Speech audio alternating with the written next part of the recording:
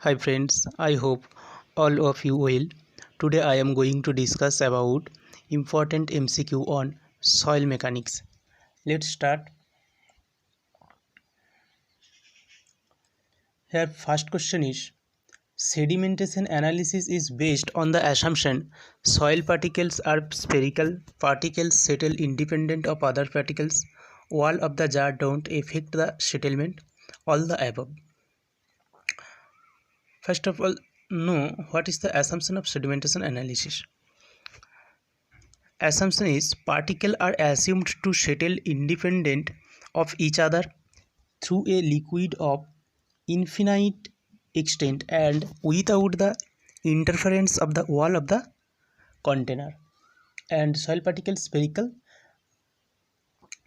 So here right answer is option D. Stokes law does not hold good in size. Particle is smaller than 0.002, 0.002, 0.02 and 0.2 mm.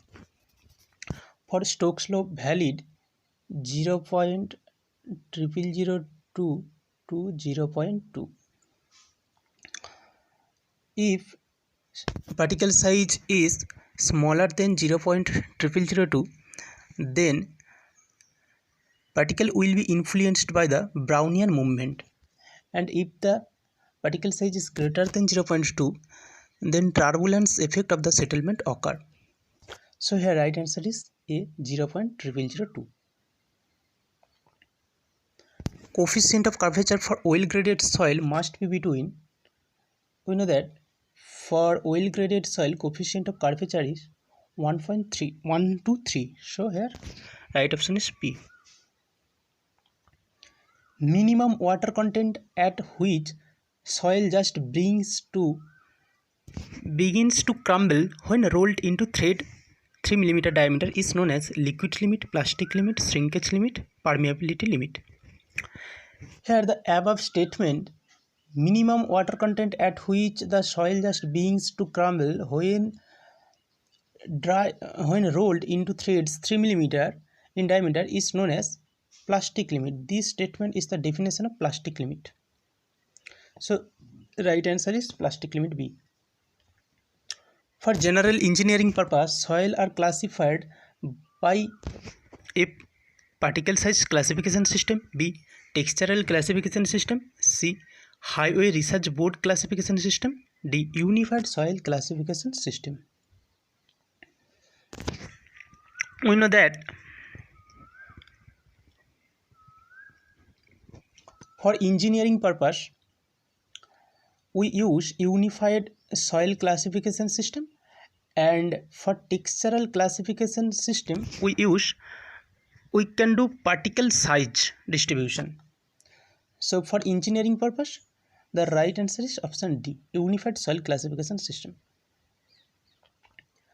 Soil containing organic matter are of spongy nature, swell with decrease of moisture, shrink with increase of moisture content, none of this. What is spongy? Spongy means nature of spongy, lightweight, porous, readily compressible and having the absorbent characteristic. And for soil and for organic soil, these characteristics are also seen in the organic soil. So here soil containing organic matters are of spongy nature, this is the right answer. And swell with decrease of moisture content, wrong. Shrink with increase of moisture content, this also wrong. Swell with increase of moisture content and shrink with decrease of moisture content, this should be right. So here right answer is A, are of spongy nature. Which one of the following statement is true? Clay are more porous than sand. Presence of organic matter in soil decrease the bearing capacity of soil. Aluminium cement is used for foundation in soil with chemical deposits, all the above.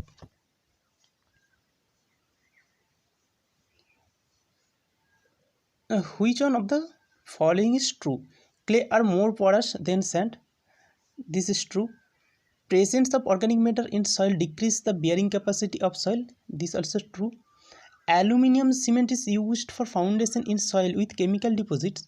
When we improvement soil, then we use aluminium cement to improvement the bearing capacity of the soil for poor graded soil. So here all options are correct. All the above is the right answer. Question number 22. The change of moisture content of soil change the value of angle of repose, amount of compaction required, cohesive strength of soil, all the above.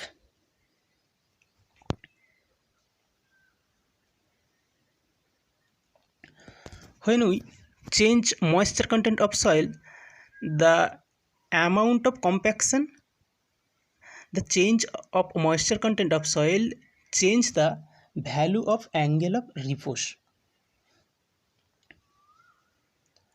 Because we know the relationship between moisture content and angle of repose is y equals to 1.123x plus 17.4. Here y is the angle of repose and x is the moisture content of the soil. This is the linear equation. If moisture content increase, then angle of repose increases. So option A is correct. And amount of compaction required, change of moisture content of soil change the amount of compaction required. This also correct. Option C, cohesive strength of soil. The relationship between moisture content and cohesive strength of soil. If moisture content increase, then cohesive property decreases. So all options are correct. All options are related to the moisture content with moisture content of soil. So question number 22, right answer is D, all the above. Question number 23. The soil moisture driven by heat is called free water, hydroscopic water, gravity water, none of this. Now what is free water and hydroscopic water and gravity water? Gravitational water is free water moving through soil by the force of gravity, and hydroscopic water absorbed from the atmosphere and held very tightly by the soil particles. It is removed by the heating. So here the soil moisture driven by heat is called hydroscopic water.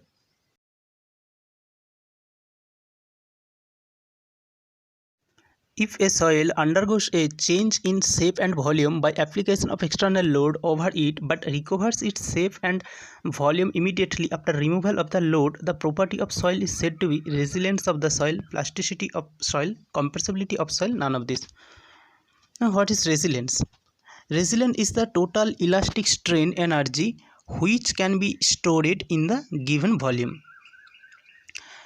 And compressibility of soil is the reciprocal of bulk modulus, and bulk modulus is relative change in the volume of a body produced by a unit compressive or tensile stresses. And what is plasticity?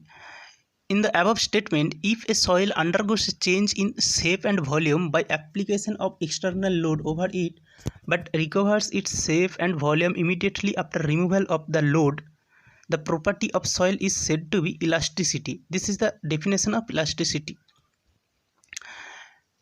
So here right answer is none of this. Option D is correct. Question number 25. If the property of a soil which permits water to percolate through it, it is called permeability. Question number 26. The capillary rise of water depends upon the force. Capillary rise capillary rise of water depends upon the force responsible increase as the size of the soil particle decrease as the size of the soil particle decrease, is less in wet soil than in dry soil. The capillary rise of water, where is the formula of capillary rise of water? H equals to 4 sigma cos theta by rho g d. So H depends on the sigma. Here sigma is the surface tension force. So capillary rise depends upon the surface force, upon the force responsibility. So option A is correct. Question number 27. When the seepage pressure becomes equal to pressure due to submerged weight of the soil, the effective pressure is reduced to 0 and the soil particles have a tendency to move up in the direction of flow. This phenomena is called quicksand, boiling condition, quicksand, all the above. 27. We know that quicksand condition or boiling condition or quicksand condition is a condition of flow, not a type of soil, in which a vertical upward seepage flow causes floating condition of a particle in cohesionless soil such as sand or fine gravel. So here right answer is D. Quicksand condition, boiling condition and quicksand is the same thing. Question number 28. If the specific gravity and void in soil sample are G and E respectively, the hydraulic gradient is G minus 1 by 1 plus E, G plus E by 1 minus E, 1 minus G by 1 plus E and 1 plus G by 1 plus E. We know that hydraulic gradient I equals to G minus 1 by 1 plus E. This is occurred when seepage pressure, upward seepage pressure and submerged weight of the soil are equal. That means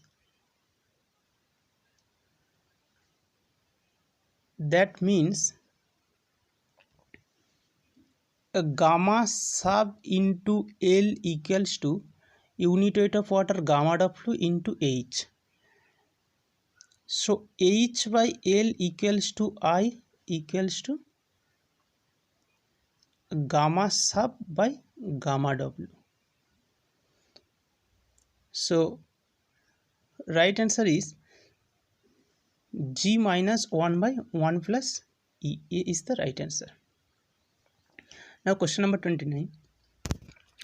A critical hydraulic gradient may occur when flow is an upward direction, seepage pressure is in upward direction, effective pressure is 0, all the above.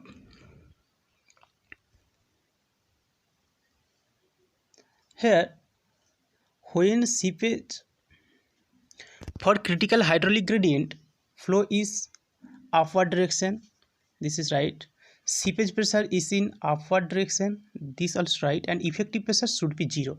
So here all options are correct, so D is the right answer.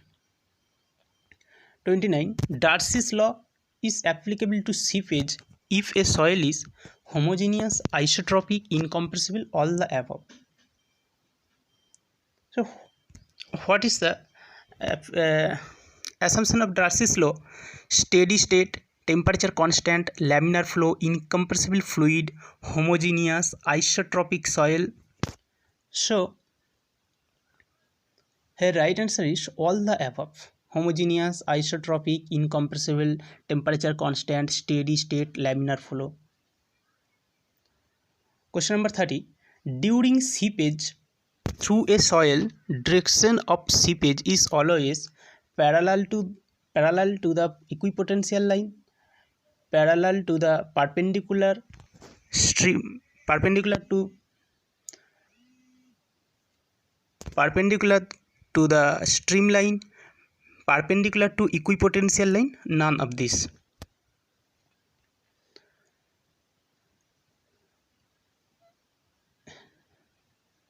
This is the boundary and sheet plate. This is the sheet plate, and this is the seepage line or flow line, and this is the equipotential line. So this angle is 90° perpendicular. Here seepage line cuts the equipotential line at right angle. So right answer is perpendicular to the streamline, perpendicular to the equipotential line. This is the right answer. Thank you for watching.